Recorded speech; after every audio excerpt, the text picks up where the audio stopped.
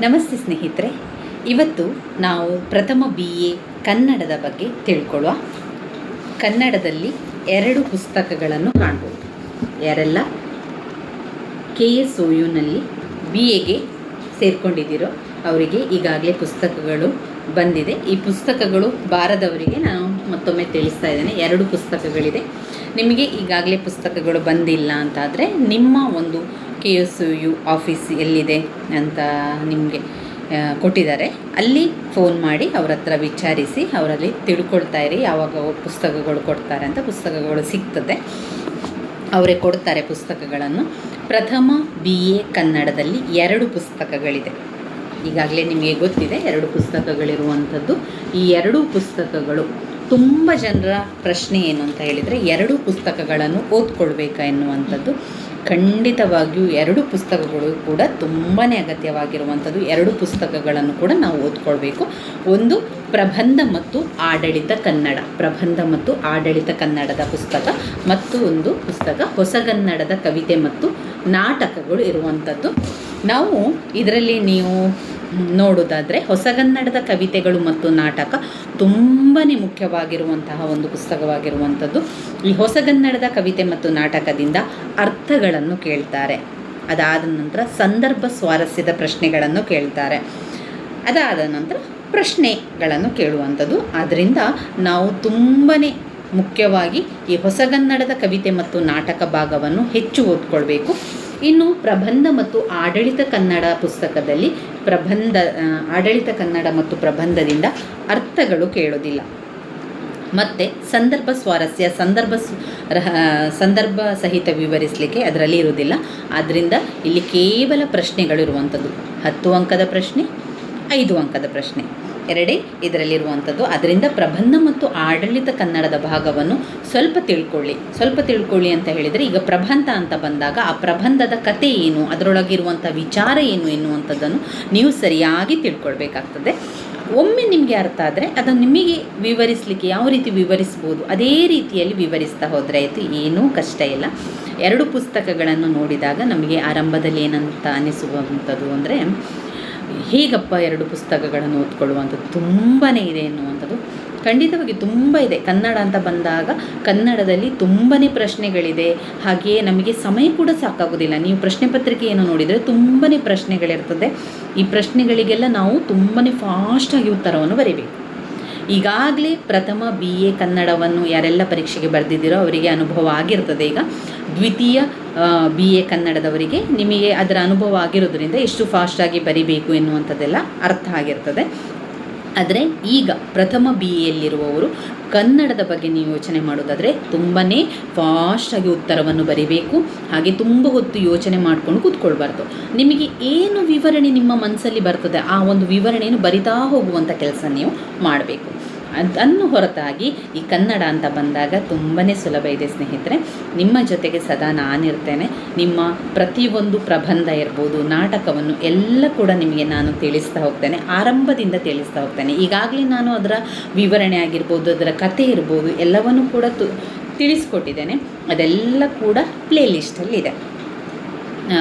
ನಾವು ಈಗ ಆರಂಭದಿಂದ ಎಲ್ಲವನ್ನು, ಪ್ರಬಂಧವನ್ನು ಕೂಡ ತಿಳ್ಕೊಳ್ಳುವ, ನಾಟಕವನ್ನು ಕೂಡ ತಿಳ್ಕೊಳ್ಳುವ. ಒಮ್ಮೆ ಸರಿಯಾಗಿ ಅರ್ಥ ಮಾಡಿಕೊಳ್ಳಿ ಆ ನಾಟಕ ಯಾವ ವಿಷಯ ಬಗ್ಗೆ ಇದೆ, ಆ ಒಂದು ನಾಟಕದಲ್ಲಿ ಬರುವಂತಹ ಪಾತ್ರಗಳು ಯಾರೆಲ್ಲ, ಆ ಪಾತ್ರದವರು ಯಾವ ರೀತಿಯ ಒಂದು ವಿಚಾರವನ್ನು ತಿಳಿಸ್ತಾರೆ ಎನ್ನುವಂಥದ್ದು ಒಮ್ಮೆ ನಿಮಗೆ ಅರ್ಥ ಆದರೆ ನಂತರ ಪದೇ ಓದಬೇಕು ಅಂತ ಇಲ್ಲ. ಒಮ್ಮೆ ನಿಮಗೆ ಕತೆ ಗೊತ್ತಾಯಿತು ಅಂತಾದರೆ ಅದೇ ಕಥೆಯನ್ನು ನಿಮಗೆ ಹೇಗೆ ಅರ್ಥ ಆಗಿದೆ ಅದೇ ರೀತಿಯಲ್ಲಿ ಬರಿತಾ ಹೋಗಿ. ನೀವು ಇದೇ ರೀತಿಯಾಗಿ ವಿವರಿಸಬೇಕು ಅಂತ ಯಾವುದೇ ನಿಯಮ ಇಲ್ಲ. ಅಲ್ಲಿ ಕತೆ ಇದ್ದರೆ ಆಯಿತು. ನಿಮ್ಮ ಒಂದು ಉತ್ತರದಲ್ಲಿ ಸಂಪೂರ್ಣ ಒಂದು ಕತೆ ಅಲ್ಲಿ ನೀವು ಬರೆದ್ರೆ ನಿಮಗೆ ಒಳ್ಳೆಯ ಅಂಕಗಳೇ ಸಿಗ್ತವೆ. ಆದ್ದರಿಂದ ಕನ್ನಡ ಅಂತ ಬಂದಾಗ ಚಿಂತೆ ಮಾಡಬೇಡಿ. 2 ಪುಸ್ತಕಗಳಿದೆ ಅಂತ ಹೇಳಿ ಭಯ ಕೂಡ ಪಡಬೇಡಿ. ಆರಾಮದಲ್ಲಿ ನೋಡ್ಕೊಳ್ಬೇಕು, ಆರಾಮದಲ್ಲಿ ಓದ್ಕೊಳ್ಳಿ. ಮೊದಲಿಗೆ ಪ್ರಬಂಧ ಮತ್ತು ಆಡಳಿತ ಕನ್ನಡದ ಪ್ರತಿಯೊಂದು ಮುಖ್ಯವಾದಂತಹ ಪ್ರಶ್ನೆಗಳ ವಿವರಣೆಯನ್ನು ನಾನು ನಿಮಗೆ ತಿಳಿಸ್ಕೊಡ್ತೇನೆ. ಆ ಒಂದು ವಿವರಣೆಯನ್ನು ಸರಿಯಾಗಿ ಕೇಳ್ಕೊಳ್ಳಿ ಅಷ್ಟೇ. ನೀವು ಪುಸ್ತಕದಲ್ಲಿ ಓದ್ಕೊಳ್ಬೇಕು ಅಂತ ಇಲ್ಲ, ಪಾಯಿಂಟ್ಸ್ ಮಾಡಬೇಕು ಅಂತ ಇಲ್ಲ. ಕಥೆಯನ್ನು ಕೇಳಿಕೊಂಡ್ರೆ ಸಾಕು. ಒಂದು ವೇಳೆ ನಿಮಗೆ ಬೇಡ, ನನಗೆ ಪಾಯಿಂಟ್ಸ್ ಬೇಕು ಅಥವಾ ನಾನು ಪಾಯಿಂಟ್ಸ್ ಬುಕ್ಕನ್ನು ಮಾಡ್ಕೊಂಡಿದ್ದೇನೆ ಅಂತಾದರೆ ನೀವೇನು ಮಾಡಿ, ಈಗ ಉದಾಹರಣೆಗೆ ಮೈಸೂರು ರುಮಾಲು ಅಂತ ಒಂದು ಪ್ರಬಂಧವನ್ನು ತಗೊಳ್ಳುವ. ಈ ಮೈಸೂರು ರುಮಾಲಿನ ಬಗ್ಗೆ ನಾನು ನಿಮಗೆ ತಿಳಿಸ್ಕೊಟ್ಟಾಗ ನಿಮಗೆ ಏನು ಅರ್ಥ ಆಗಿದೆ ಅದನ್ನು 4 ಸಾಲುಗಳಲ್ಲಿ ನಿಮ್ಮ ಪಾಯಿಂಟ್ಸ್ ಬುಕ್ಕಲ್ಲಿ ಬರೀರಿ. ಮೈಸೂರು ರುಮಾಲು ಅಂತ ಬರೀರಿ. ಮೈಸೂರು ರುಮಾಲು ಬರೆದಂತಹ ಲೇಖಕರ ಹೆಸರನ್ನು ಬರೀರಿ. ವಿ ಸೀತಾರಾಮಯ್ಯ ಅಂತ ಬರೆದು ಅದರ ಸಾರಾಂಶವನ್ನು ಪುಟಾಣಿಯಾಗಿ ಒಂದು 5 ಲೈನ್ಗಳಷ್ಟು ಬರೀರಿ, ನಿಮಗೆ ಅರ್ಥವಾಗುವ ರೀತಿಯಲ್ಲಿ. ಇದು ಬೇರೆಯವರಿಗಾಗಿರುವಂಥ ನೋಟ್ಸ್ ಅಲ್ಲ, ನಿಮಗಾಗಿರುವಂಥ ನೋಟ್ಸ್.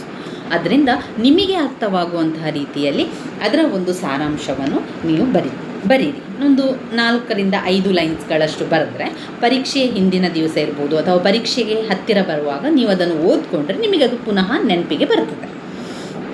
ಇನ್ನು ನಾವು ನೋಡೋದಾದರೆ ಅಸೈನ್ಮೆಂಟ್, ಈ ಪ್ರಥಮ BA ಕನ್ನಡದಲ್ಲಿ ಅವರು ಯಾವ ಅಸೈನ್ಮೆಂಟ್ ಪ್ರಶ್ನೆಗಳನ್ನು ಕೊಟ್ಟಿದ್ದಾರೆ ಅದನ್ನು ಕಮೆಂಟ್ ಮೂಲಕ ತಿಳಿಸಿ. ಸಾಧ್ಯ ಆದರೆ ಅದನ್ನು ಆರಂಭದಲ್ಲಿ ವಿವರಿಸ್ತೇನೆ.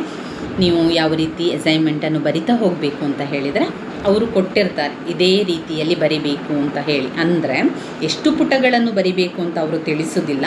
ನಾವು ಒಂದು ಸಾಮಾನ್ಯವಾಗಿ 10 ರಿಂದ ಹೆಚ್ಚು ಪುಟಗಳನ್ನು ಬರಿಬೇಕು. 10ರಷ್ಟು ಪುಟಗಳನ್ನು ಬರೆಯುವುದರಿಂದ ನಿಮಗೆ 20 ಅಂಕದಲ್ಲಿ ಅಸೈನ್ಮೆಂಟ್ ಪ್ರಶ್ನೆಗಳಿರ್ತದಲ್ವ, ಈ 20 ಅಂಕದ ಪ್ರಶ್ನೆಗಳಿಗೆ ನಿಮಗೆ ಒಳ್ಳೆಯ ಅಂಕಗಳು ಸಿಗ್ತದೆ. 16 ರಿಂದ ಹೆಚ್ಚಿನ ಅಂಕಗಳು, 16, 17, 18, 19ರ ತನಕ ನಿಮಗೆ ಒಂದು ಅಂಕಗಳು ಸಿಗುವಂಥದ್ದು. ಆದ್ದರಿಂದ ನೀವು ಕಡಿಮೆ ಪುಟವನ್ನು ಬರೆದರೆ ನಿಮಗೆ ಕಡಿಮೆ ಅಂಕಗಳು ಸಿಗ್ತದೆ. ಇದರಲ್ಲಿ ನೀವು ಅಸೈನ್ಮೆಂಟಲ್ಲಿ ಆದಷ್ಟು ಹೆಚ್ಚು ಅಂಕಗಳನ್ನು ಪಡೀಲಿಕ್ಕೆ ಪ್ರಯತ್ನ ಮಾಡಬೇಕು. ಯಾಕಂದರೆ ಇದರಿಂದಾಗಿ ನಮಗೆ ಆ ಒಂದು ಪರೀಕ್ಷೆಯ ಅಂಕಗಳನ್ನು ಸೇರಿಸಿದಾಗ ಹೆಚ್ಚು ಅಂಕಗಳು ಸಿಗಲಿಕ್ಕೆ ಸಹಾಯ ಆಗ್ತದೆ ಎನ್ನುವ ಕಾರಣದಿಂದ ತಿಳಿಸ್ತಾ ಇರುವಂಥದ್ದು. ನೀವು 10 ಪುಟದಷ್ಟು, 10 ರಿಂದ ಹೆಚ್ಚು ಅಥವಾ 10 ಪುಟದಷ್ಟಾದರೂ ಕೂಡ ಒಂದು ಪ್ರಶ್ನೆಗೆ ಉತ್ತರವನ್ನು ಬರಿಬೇಕಾಗ್ತದೆ. ಅವರು 2 ಅಸೈನ್ಮೆಂಟ್ ಪ್ರಶ್ನೆಗಳನ್ನು ಕೊಟ್ಟಿರ್ತಾರಲ್ವ, ಒಂದು ಪ್ರಶ್ನೆಗೆ 10 ಪುಟ, ಮತ್ತೊಂದು ಪ್ರಶ್ನೆಗೆ 10 ಪುಟದಷ್ಟು ಉತ್ತರವನ್ನು ಬರೆಯಿರಿ. 2 ಪುಟದಲ್ಲಿ ಉತ್ತರವನ್ನು ಬರೀಲಿಕ್ಕಿಲ್ಲ, ನೀವು ಎದುರಿನ ಪುಟ ಅಂದರೆ ಒಂದು ನಿಮ್ಮ ಪೇಪರ್ನಲ್ಲಿ ಎದುರಿನ ಪುಟದಲ್ಲಿ ಮಾತ್ರ ಉತ್ತರವನ್ನು ಬರೀಲಿಕ್ಕಿರುವಂಥದ್ದು. ಇನ್ನು ಅಸೈನ್ಮೆಂಟಿನ ಫ್ರಂಟ್ ಪೇಜಲ್ಲಿ ಅವರು ಇದೇ ರೀತಿಯಾಗಿ ಕೊಟ್ಟಿರ್ತಾರೆ ನೋಡಿ, KSU, ಅದಾದ ನಂತರ ನಿಮ್ಮ ಹೆಸರು, ನಿಮ್ಮ ರಿಜಿಸ್ಟರ್ ನಂಬರ್, ನಿಮ್ಮ ಒಂದು ವಿಷಯ ಯಾವುದಿದೆ ಅದನ್ನೆಲ್ಲ ಅವರು ಕೊಟ್ಟಿರ್ತಾರೆ. ಅದನ್ನು ನೀವು ಪ್ರಿಂಟ್ ತಕ್ಕೊಂಡು ನೀವು ನಿಮ್ಮ ಒಂದು ಅಸೈನ್ಮೆಂಟಿನ ಎದುರುಗಡೆ ಹಾಕಬೇಕು. A4 ಸೈಜ್ ಶೀಟ್ ಪೇಪರಲ್ಲಿ ನೀವು ಅಸೈನ್ಮೆಂಟನ್ನು ಬರಿಬೇಕಾಗಿರುವಂಥದ್ದು. ಅಸೈನ್ಮೆಂಟಿಗೆ ಅವರು ಕೆಲವೊಂದು ನಿಯಮಗಳನ್ನು ಕೊಟ್ಟಿದ್ದಾರೆ. ಆ ನಿಯಮಗಳನ್ನು ಓದ್ಕೊಳ್ಳಿ. ನಿಮಗೆ ಕೊಟ್ಟಿರುವಂಥ ಅಸೈನ್ಮೆಂಟಿನ ನಿಯಮಗಳೇನಿದೆ ಎನ್ನುವಂಥದ್ದನ್ನು ಓದ್ಕೊಂಡು ಬರಿತಾ ಹೋಗಿ ಸ್ನೇಹಿತರೆ. ಆದಷ್ಟು ಬೇಗ ಅಸೈನ್ಮೆಂಟನ್ನು ಬರೆದು ಕಳಿಸಿ. ತುಂಬ ಲೇಟ್ ಮಾಡಬೇಡಿ. ಕೊನೆಯದಾಗಿ ಬರಿತೇನೆ, ಇನ್ನೂ ಸಮಯ ಇದೆ ಅಂತ ಯೋಚನೆ ಮಾಡಬೇಡಿ. ಆದಷ್ಟು ನಿಮಗೆ ಆ ದಿವಸಕ್ಕೆ ಎಷ್ಟು ಬರೀಲಿಕ್ಕೆ ಸಾಧ್ಯವೋ ಆದಷ್ಟು ಬೇಗ ಬರೆದು ಅವರಿಗೆ ಇದನ್ನು ಕಳಿಸಿಕೊಡಿ. ನಿಮಗೆ ಈಗ ಯಾವ ರೀತಿ ಅಸೈನ್ಮೆಂಟ್ ಸೆಂಡ್ ಮಾಡಲಿಕ್ಕಿದೆ ಅಂತ ಗೊತ್ತಿಲ್ಲ. ನಾನು ಬರಿಬೇಕಾದ್ರೆ ಏನಿತ್ತು ಅಂದರೆ ಅವರಿಗೆ ಆನ್ಲೈನಲ್ಲಿ PDF ಕಾಪಿಯನ್ನು ಮಾಡಿ PDF ಮಾಡಿ ಅದನ್ನು ಕಳಿಸಬೇಕಿತ್ತು. ಫೋಟೋಗಳನ್ನು, ನಾವು ಬರೆದಿರುವಂಥ ಅಸೈನ್ಮೆಂಟ್ಗಳನ್ನು ಫೋಟೋಗಳನ್ನೆಲ್ಲ ತೆಗೆದು PDF ಮಾಡುವಂಥ ಆ್ಯಪ್ ಇದೆಯಲ್ಲ ಅದರೊಳಗೆ ಹಾಕಿ PDF ರೀತಿಯ ಮಾಡಿ ಅದನ್ನು ಅವರಿಗೆ ಕಳಿಸಬೇಕಿತ್ತು. KSU ಪ್ಲ್ಯಾಟ್ಫಾರ್ಮ್ ಅಂತ ಅದರಲ್ಲಿ ನಾವು ಸೆಂಡ್ ಮಾಡಲಿಕ್ಕೆ, ಅವರು ನೋಡಿದಾಗ ಅದಕ್ಕೆ ಅವರು ಕರೆಕ್ಷನ್ ಮಾಡಿದ ನಂತರ ಅವರು ಅದನ್ನು ಕಳಿಸ್ತಾರೆ ಆಗಿದೆ ಎನ್ನುವಂಥದ್ದು. ಆದಷ್ಟು ಬೇಗ ಅವರು ಸಮಯವನ್ನು ಕೊಟ್ಟಿರ್ತಾರೆ. ಇಂತಿಷ್ಟು ಸಮಯದ ಒಳಗೆ ನಿಮ್ಮ ಅಸೈನ್ಮೆಂಟ್ ನಮಗೆ ತಲುಪಬೇಕು ಅಂತ ಕೇಳಿರ್ತಾರೆ. ಅದಕ್ಕಿಂತಲೂ ಮುಂಚಿತವಾಗಿ ಆದಷ್ಟು ಬೇಗ ಅಸೈನ್ಮೆಂಟನ್ನು ಬರೆದು ಕಳಿಸಿ. ಒಂದು ನೀಟಾಗಿ ಬರಿತಾ ಹೋಗಿ. ಅದಕ್ಕೆ ಅಸೈನ್ಮೆಂಟಿನ ಬಗ್ಗೆ ನೀವು ಅಷ್ಟೇನು ಚಿಂತೆ ಮಾಡಬೇಕು ಅಂತ ಇಲ್ಲ. ತುಂಬ ಜನ ಅಸೈನ್ಮೆಂಟ್ನ ಬಗ್ಗೆ ಚಿಂತೆ ಮಾಡ್ತೀರಾ, ಟೆನ್ಷನ್ ಮಾಡ್ಕೊಳ್ತೀರಾ. ಅದಕ್ಕೆ ಅಸೈನ್ಮೆಂಟಿಗೆ ಟೆನ್ಷನ್ ಮಾಡುವಂಥ ಅವಶ್ಯಕತೆ ಇಲ್ಲ. ಬರಿತಾ ಹೋಗಿ. ನಿಮಗೆ ಏನು ಗೊತ್ತಿದೆ ಅಂದರೆ ಟೆಕ್ಸ್ಟ್ ಬುಕ್ಕಲ್ಲಿರುವಂತೆ ಬರಿಬಾರ್ದು ಅಂತ ಹೇಳ್ತಾರೆ, ಕಾಪಿ ಮಾಡಬಾರ್ದು ಎನ್ನುವಂಥದ್ದು. ಅದರಿಂದ ಕೆಲವೊಂದು ವಿಷಯಗಳನ್ನು ಆಯ್ಕೆ ಮಾಡಿಕೊಳ್ಬೋದು. ಹಾಗೆ ನೀವು ಗೂಗಲಲ್ಲಿ ಸರ್ಚ್ ಮಾಡಿದರೆ ಅದಕ್ಕೆ ಬೇಕಾದಂಥ ಉತ್ತರಗಳು ಆದಷ್ಟು ಹೆಚ್ಚು ಉತ್ತರಗಳು ಸಿಗ್ತಾನೆ ಹೋಗ್ತದೆ. ಅದನ್ನೆಲ್ಲ ಸೇರಿಸ್ತಾ ಬರಿತಾ ಹೋಗಬೇಕಾದ್ರೆ ಒಂದು 10 ಪುಟದಷ್ಟಾದರೂ ಮಾಡಿ ನಿಮ್ಮ ಅಸೈನ್ಮೆಂಟನ್ನು ಕಳಿಸಿಕೊಡಿ.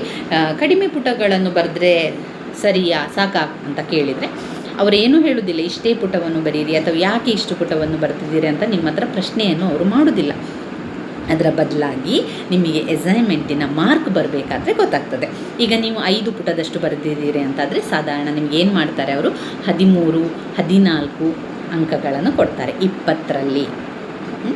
ಯಾವಾಗ ನೀವು 10 ಪುಟದಷ್ಟೆಲ್ಲ ಅಸೈನ್ಮೆಂಟನ್ನು ಬರೆದಿರ್ತೀರೋ ಆವಾಗ ನಿಮಗೆ 16, 17, 18 ಈ ರೀತಿಯಲ್ಲಿ ಅಂಕಗಳು ಸಿಗ್ತದೆ.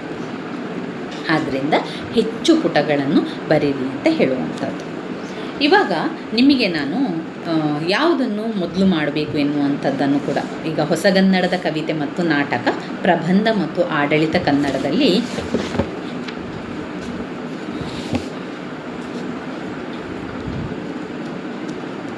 ನೋಡಿ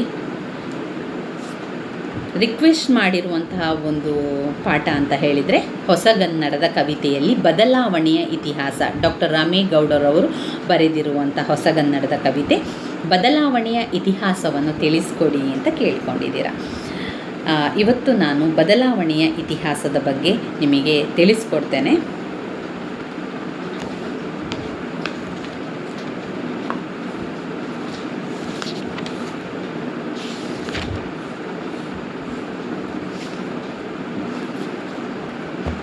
ಈಗ 2 ಪುಸ್ತಕಗಳಲ್ಲಿ ನಿಮಗೆ ಕನ್ಫ್ಯೂಸ್ ಇಲ್ಲ ಅಂತ ಅಂದ್ಕೊಂಡಿದ್ದೇನೆ. 2 ಪುಸ್ತಕಗಳು ಯಾಕೆ ಕೊಟ್ಟಿದ್ದಾರೆ ಅಂತ ಹೇಳಿದರೆ, ನಿಮ್ಮ ಪ್ರಶ್ನೆ ಪತ್ರಿಕೆಯಲ್ಲಿ ಎಲ್ಲ ವಿಭಾಗ ಎ, ವಿಭಾಗ ಬಿ, ವಿಭಾಗ ಸಿಯಲ್ಲಿ ಅವರೇನು ಮಾಡ್ತಾರೆ, ಎಲ್ಲವನ್ನು ಕೂಡ ಆಯ್ಕೆ ಮಾಡಿ ಕೊಡ್ತಾರೆ.